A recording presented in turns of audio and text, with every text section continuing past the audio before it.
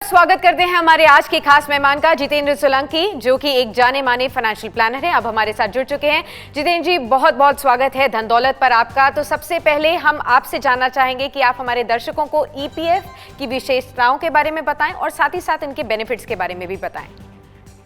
देखिए, employ provident fund एक बहुत ही अच्छा रिटायरमेंट टूल के तौर पे देखा जा सकता है। दो तीन बेनिफिट्स जो फायदा करते हैं किसी भी ईपीएफ सब्सक्राइबर को। पहली बात, एक फोर्स कंट्रीब्यूशन होता है, तो जिससे जो है आपकी एक रेगुलर सेविंग होती रहती है। दूसरा, इसमें एम्प्लॉयर कंट्रीब्यूशन आता है, जो हमेशा एक एडिशनल इन्वेस्टमेंट होता है आपके कंट्रीब्यूशन के अलावा। तीसरा, इसमें जो भी रिटर्न मिलता है वो अब एक लिमिट के अंदर टैक्स एग्जेम्प्टेड होता है। और चौथा, जो भी रिटर्न मिलता है वो कंपाउंडिंग है, और जहां भी कंपाउंडिंग इम्पैक्ट आता है तो वहां आप थोड़े कंट्रीब्यूशन के साथ हमेशा ज्यादा कॉर्पस इकट्ठा कर सकते हैं। तो ये तीन चार फायदे हैं जो ईपीएफ को एक बड़ा अच्छा जो है सेविंग टूल बनाता है। ठीक है। अक्सर जितेंद्र जी, बहुत लोगों को ये कंफ्यूजन होता है कि ईपीएफ का बैलेंस वो कैसे चेक करें, अगर वो अपना यूएएन पासवर्ड भूल गए हैं तो उसे कैसे रीसेट करें। तो इन सब के बारे में बताइए कि ये आसान है और कैसे किया जा सकता है। देखिए, आजकल अगर ईपीएफ पोर्टल पे आप जाके देखेंगे तो बहुत सी चीजें आसान कर दी गई है। जैसे आप इंटरनेट बैंकिंग के पासवर्ड होते हैं भूल जाते हैं, उस पर एक पूरा प्रोसेस होता है जिससे आप अपने पासवर्ड को रीसेट कर सकते हैं। इसी तरीके से अगर आप ईपीएफ पोर्टल पे जाएंगे तो आपको जो है वो सब सुविधा मिलती है, जहाँ पे आप जो है अपने पासवर्ड को रीसेट कर सकते हैं, वो लॉगिन करके देख सकते हैं। दूसरा, आपको एसएमएस फैसिलिटी मिली है, एसएमएस के जरिए आप ईपीएफ बैलेंस चेक कर सकते हैं। मिस कॉल का ऑप्शन है। तो इस तरह से 4-5 आपको ऑप्शन दिए गए हैं जिसमें जो है आप अपना ईपीएफ का बैलेंस कभी भी चेक कर सकते हैं। और अगर आपको कुछ भी याद नहीं आ रहा है तो अपने एम्प्लॉयर के थ्रू आप हमेशा जो है अपना ईपीएफ बैलेंस को चेक कर सकते हैं। बट ईपीएफ पोर्टल पे आजकल ऑनलाइन बहुत अच्छी सुविधा मिल गई है, जिससे आप अपने बैलेंस को आसानी से चेक कर सकते हैं, और अगर आप कुछ भूल भी जाते हैं तो उसको रिकवर करने के उसमें ऑप्शन दिए गए। ठीक है। अगर आप ईपीएफ अकाउंट को नहीं एक्सेस कर पा रहे हैं तो डेफिनेटली इसके बहुत सारे विकल्प हैं जिसकी वजह से आप एक्सेस कर सकते हैं। ये घबराइए मत कि आप नहीं चेक कर पा रहे तो आपका बैलेंस कहीं चला जाएगा, ऐसा कुछ नहीं होता है। साफ तौर पर एक और चीज़ जो है बहुत ज़्यादा कंफ्यूजन करती है लोगों में, और वो है टैक्स का जो एस्पेक्ट है उसको लेते हुए। तो जो ईपीएफ में निवेश किया जाता है, ऑलमोस्ट हर सैलरी से ये जो पैसा कटता है, एम्प्लॉय का भी एम्प्लॉयर का भी, तो ये जो निवेश होता है क्या ये टैक्स फ्री होता है, या फिर जब इसमें से ये विड्रॉल किया जाएगा तो क्या वो टैक्स फ्री होगा या नहीं, ये बताइए। देखिए, पहले क्या होता था कि जो भी कंट्रीब्यूशन आपने किया है वो टैक्स एग्जेम्प्टेड होता है। उसमें जो एम्प्लॉयर कंट्रीब्यूट करता है उस पर आपको टैक्स नहीं पड़ रहा है, और दूसरा, आपने जो कंट्रीब्यूट कर रहे हैं उस पर आपको एटीसी का बेनिफिट भी मिलता है। और पहले विड्रॉल जो होता था वो कम्प्लीटली टैक्स एग्जेम्प्टेड होता था, बट लास्ट ईयर बजट में ये इंट्रोड्यूस किया गया कि अगर अब आपका कंट्रीब्यूशन 2.5 लाख से ऊपर चला जाता है साल में ईपीएफ के अंदर, तो फिर उससे ऊपर जितना भी कंट्रीब्यूशन होगा उसका इंटरेस्ट जो आपको मिलेगा वो जो है टैक्सेबल होगा। यानी कि अब दो तरह के अकाउंट आपके बन जाते हैं कि एक 2.5 लाख से नीचे का कंट्रीब्यूशन का अकाउंट, एक 2.5 लाख से ऊपर का कंट्रीब्यूशन का अकाउंट, और जो भी 2.5 लाख से ऊपर का कंट्रीब्यूशन है उसमें जो है मैच्योरिटी या जैसे भी आप विड्रॉ करते हैं वो टैक्सेबल लिमिट के अंदर आएगा। तो अब ये टैक्सेबिलिटी और नॉन टैक्सेबिलिटी जो है उसकी एक लिमिट तय कर दी गई है, और वो है 2.5 लाख के कंट्रीब्यूशन के नीचे आपका ईपीएफ विड्रॉल नॉन टैक्सेबल है, लेकिन 2.5 लाख के कंट्रीब्यूशन के ऊपर आपका ईपीएफ विड्रॉल टैक्सेबल है। जितेंद्र जी, ईपीएफ से पैसा कब विड्रॉ करना चाहिए, ये एक बड़ा सवाल है।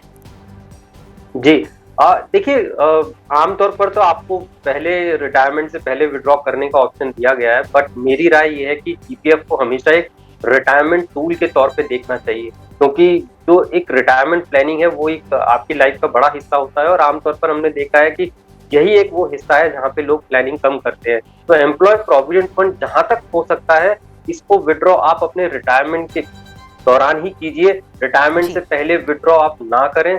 अगर आपको बहुत खास जरूरत पड़ती है तब आप सोच सकते हैं, बट मेरी राय में इसको रिटायरमेंट तक आपको ईपीएफ कंट्रीब्यूशन चलाना चाहिए और एक अच्छा कॉर्पस एक्यूमुलेट करना चाहिए।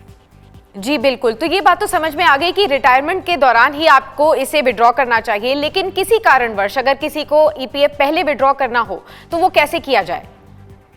देखिए, कुछ ऑप्शन दिए गए हैं जहां पर आपको अगर ईपीएफ से कुछ पैसा विड्रॉ करना है, जैसे घर खरीदना है, घर का कंस्ट्रक्शन करना है, बच्चों की शादी है, एजुकेशन है या कोई मेडिकल इमरजेंसी है, ऐसी सिचुएशन में ईपीएफ विड्रॉल करने का ऑप्शन आपको दिया गया है। और इसके लिए आप एप्लीकेशन आपको पोर्टल के थ्रू आप डाल सकते हैं। तो ऑनलाइन पोर्टल पे लॉगिन करके आप अपना ईपीएफ विड्रॉल का ऑप्शन डाल सकते हैं। उसमें आपको वजह बतानी होगी कि आप इसके लिए विड्रॉ कर रहे हैं, क्योंकि हर वजह के लिए एक निर्धारित जो है लिमिट तय कर दी गई है कि कितना ईपीएफ विड्रॉ किया जा सकता है। तो आपको वो वजह बतानी होगी, और जब आप वो एप्लीकेशन करते हैं तो आपको उस लिमिट के अंदर वो स्पेसिफिक अमाउंट आपके अकाउंट में क्रेडिट हो जाता है।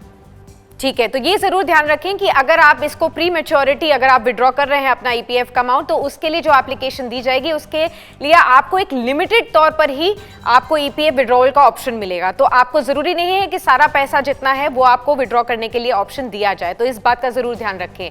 साथ ही साथ अगर ये जानना हो कि ईपीएफ कॉन्ट्रीब्यूशन अगर कर रहे हैं हम लोग लगातार रिटायरमेंट तक, तो 1 करोड़ का कॉर्पस क्रिएट करने के लिए कितना ईपीएफ कॉन्ट्रीब्यूशन की जरूरत होगी?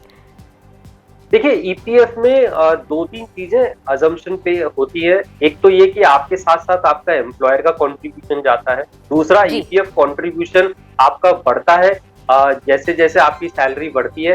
तीसरा, जो रिटर्न होता है वो कंपाउंडिंग होता है। अब एक कैलकुलेशन के लिए मैं अगर ये मान लूं कि कोई 30 साल का युवक है, वो स्टार्ट करता है ईपीएफ कंट्रीब्यूशन और 58 तक उसे करना है, और मान लीजिए उसकी सैलरी जो है 7% से हर साल इंक्रीज करती है, तो वो 2000 पर मंथ के कंट्रीब्यूशन से अगर स्टार्ट करेगा और 8% का रिटर्न अगर उसको मिलता है या 8% का इंटरेस्ट अगर उसको मिलता रहे, तो 1 करोड़ रुपया वो जो है जमा कर सकता है। यानी कि इतने कम कंट्रीब्यूशन के स्टार्ट के साथ आप जो है रिटायरमेंट तक 1 करोड़ का कॉर्पस जो है वो इकट्ठा कर सकते हैं। ठीक है जितेंद्र जी, आप बने रहिए हमारे साथ क्योंकि चर्चा आगे भी जारी रहेगी। ईपीएफ से जुड़ी एक और अहम बात अभी आपको बता होनी चाहिए, जो कि मैं आपको बता दूं, और वो है ईपीएफ नॉमिनेशन। अगर आप एक पीएफ अकाउंट होल्डर हैं और आपने अभी तक अपने पीएफ खाते से अपना नॉमिनेशन नहीं करवाया है, तो जल्द ही करवा लें, क्योंकि इसके बिना पीएफ खाते से आप पैसे नहीं विड्रॉ कर पाएंगे। ईपीएफओ ने सभी पीएफ खातों में ई नॉमिनेशन की प्रक्रिया को अनिवार्य कर दिया है। साथ ही सबसे पहले ये भी जान लीजिए कि ऑनलाइन यानी कि ई नॉमिनेशन का तरीका क्या है। सबसे पहले ईपीएफओ की वेबसाइट epfindia.gov.in पर आप लॉगिन करें, सर्विस टैब पर जाएं, साथ ही ड्रॉप डाउन के मेन्यू से आप फॉर एम्प्लॉइज टैब पर क्लिक करें और अब यूएएन के साथ आप लॉगिन कर सकते हैं। मैनेज टैब जो आएगा इसमें आप ई नॉमिनेशन को चुनें। अब अपना परमानेंट और करंट एड्रेस भरें, साथ ही फैमिली डिक्लेरेशन बदलने के लिए यस सिलेक्ट करें, फिर नॉमिनी की जानकारी दर्ज करें और सेव पर क्लिक करें। इसके बाद आप अपना आधार नंबर दर्ज करें, रजिस्टर्ड मोबाइल नंबर पर आए ओटीपी को भी आप दर्ज कर सकते हैं। तो इन सभी बातों का आपको ध्यान रखना है जब भी आप ईपीएफ ई नॉमिनेशन करें। अब वापस चलते हैं जितेंद्र जी के पास, क्योंकि बहुत सारे और भी सवाल हैं। जितेंद्र जी, कई बार लोगों को ऐसा लगता है कि उनकी जब नौकरी छूट जाए या फिर महिलाएं कई बार करियर ब्रेक ले लेती हैं बच्चों के पालन पोषण के लिए, तो ऐसे में जो 10 साल का जो सवाल होता है कि ईपीएफ अकाउंट में आपके 10 साल हो जाने चाहिए, नौकरी में 10 साल हो जाने चाहिए ईपीएफ के अमाउंट जमा होने पर, तो वो कैसे कैलकुलेट होगा और क्या उसका पेंशन का लाभ उनको मिलेगा या नहीं, जिनके करियर ब्रेक्स आ चुके हैं या नौकरी बीच में चले जाए? देखिए, जो 10 साल का जो सर्विस क्राइटेरिया है ये ईपीएस के लिए है, एम्प्लॉय पेंशन स्कीम। अब एम्प्लॉय पेंशन स्कीम में क्या होता है कि आपका जो एम्प्लॉयर का ईपीएफ कंट्रीब्यूशन होता है उसका एक हिस्सा ईपीएस में जाता है एम्प्लॉय पेंशन स्कीम में, जिसमें आपको 58 साल की एज के बाद आपको एक पेंशन, कितना कॉर्पस इकट्ठा हुआ है उसके आधार पर आपको पेंशन मिलती है। अब इसमें एक रूल है कि अगर आपकी 10 साल से कम सर्विस है तो आप जो है ईपीएस को विड्रॉ कर सकते हैं, आपके जो ईपीएस में जो कॉर्पस एक्यूमुलेट हुआ है उसको विड्रॉ कर सकते हैं। अगर आप 10 साल से ज्यादा की सर्विस होती है तब आप ईपीएस पेंशन के लिए आप एलिजिबल हो जाते हैं। तो अगर किसी की 10 साल की सर्विस नहीं हुई है और जॉब छूट जाती है तो उसको ये बेनिफिट दिया गया है कि वो ईपीएस कॉर्पस को जो है विड्रॉ कर सकते हैं। ओके, तो अब ये बताइए कि क्या ईपीएफ में आगे जाते हुए जो पेंशन मिलती है उसका इस्तेमाल कैसे किया जाए, उस पे भी कोई टैक्स लगेगा या नहीं? देखिए, कोई भी पेंशन स्कीम है वो आपकी एज एन इनकम काउंट होती है, तो जो आपको पेंशन मिलेगी वो आपकी इनकम में ऐड हो जाएगी उस वक्त जो आपकी इनकम होगी और उसके अकॉर्डिंग जो है वो टैक्सेबल होगी। अब पेंशन को हम कैसे इस्तेमाल कर सकते हैं, क्योंकि ये पेंशन है और पेंशन आमतौर पर आपको रिटायरमेंट के बाद के खर्चों के लिए यूटिलाइज करनी चाहिए। तो और इसमें भी आप देखेंगे तो 58 साल के बाद आपको ईपीएस पेंशन मिलनी शुरू होती है। तो जी, इसका इस्तेमाल हालांकि आप रिटायरमेंट एक्सपेंसेस के लिए ही करेंगे, लेकिन बहुत कुछ निर्भर करेगा कि आपकी ईपीएस में कितने आपको पेंशन मिल रही है, क्योंकि बहुत ज़रूर। ज्यादा अमाउंट नहीं जाता है। तो उसके अकॉर्डिंग आप, और जितना कॉर्पस इकट्ठा होगा उसके अकॉर्डिंग आपकी पेंशन बनेगी। ठीक है, तो ये भी बताइए कि क्या ईपीएफ में ज़्यादा योगदान भी किया जा सकता है? एक तो होता है सेट अमाउंट, जिसमें आपका एम्प्लॉयर और एम्प्लॉय के बेसिस पर जो सेट अमाउंट होता है हर महीने उतना करता है। लेकिन अगर किसी को वॉलंटरीली ज़्यादा पैसा भी निवेश करना हो, जिससे ज़्यादा रिटायरमेंट के लिए पैसा इकट्ठा हो, उसके लिए क्या विकल्प है? देखिए, एक ईपीएफ के अंदर सुविधा दी गई है कि आप एक वॉलंटरी प्रोविडेंट फंड अकाउंट कर सकते हैं। वॉलंटरी प्रोविडेंट फंड होता है कि ईपीएफ में जो कंट्रीब्यूशन है, जो निर्धारित है, उसके ऊपर अगर आप कंट्रीब्यूट करना चाहते हैं तो वो वीपीएफ के जरिए कर सकते हैं, यानी कि वॉलंटरी प्रोविडेंट फंड। पहले क्या होता था कि वीपीएफ जो आप जितना भी करें वो नॉन टैक्सेबल होता था, क्योंकि लेकिन अब क्योंकि जो है टैक्सेबिलिटी लिमिट आ गई है, तो आपको ये देखना होता है कि अगर 2.5 लाख कंट्रीब्यूशन से ज्यादा चला गया और ये 2.5 लाख कंट्रीब्यूशन आपका ईपीएफ प्लस बीपीएफ दोनों को मिला के जो है वो ठीक है। कैलकुलेट किया जाता है। तो अगर वो 2.5 लाख के कंट्रीब्यूशन से ऊपर चला गया तो इस पे जो भी आपको इंटरेस्ट मिलेगा वो टैक्सेबल हो जाएगा। तो आप कर सकते हैं, वॉलंटरी प्रोविडेंट फंड के थ्रू आप एडिशनल कंट्रीब्यूशन ईपीएफ में हमेशा कर सकते हैं। ठीक है, तो ये तो हुई जिसको ज़्यादा पैसे निवेश करने हैं और अपना रिटायरमेंट कॉर्पस बढ़ाना है उनकी बात। लेकिन कई लोग ऐसा भी चाहते हैं कि मेरा ईपीएफ में पैसा ना कटे, मेरे पास ऑलरेडी कुछ रिटायरमेंट फंड्स हैं, मैं ऑलरेडी कुछ और प्लान कर रहा हूँ। तो क्या ऐसे कर्मचारियों के पास ईपीएफ में पैसा न कटवाने के भी ऑप्शंस होते हैं? ये ऑप्शन दिया गया है, लेकिन कुछ स्पेसिफिक सिचुएशन में दिया गया है कि अगर आपका ईपीएफ अकाउंट ओपन ही नहीं हुआ है और आप चाहते हैं कि मेरा ईपीएफ कंट्रीब्यूशन ना जाए, तो आपको पूरी सैलरी मिल जाएगी। दूसरा, जिनकी इनकम 15,000 से ऊपर है उनको ये ऑप्शन दिया गया है कि आप चाहे तो ईपीएफ से ऑप्ट आउट कर सकते हैं, लेकिन 15,000 के नीचे अगर सैलरी है आपकी तो ईपीएफ कंट्रीब्यूशन मैंडेटरी हो जाता है। लेकिन 15,000 से सैलरी अगर आपकी ऊपर है तो उसमें आपको ऑप्ट आउट ऑप्शन मिलता है। ठीक है, तो ये भी बहुत ही ज़रूरी बात है, इसे भी आप नोट कर लें।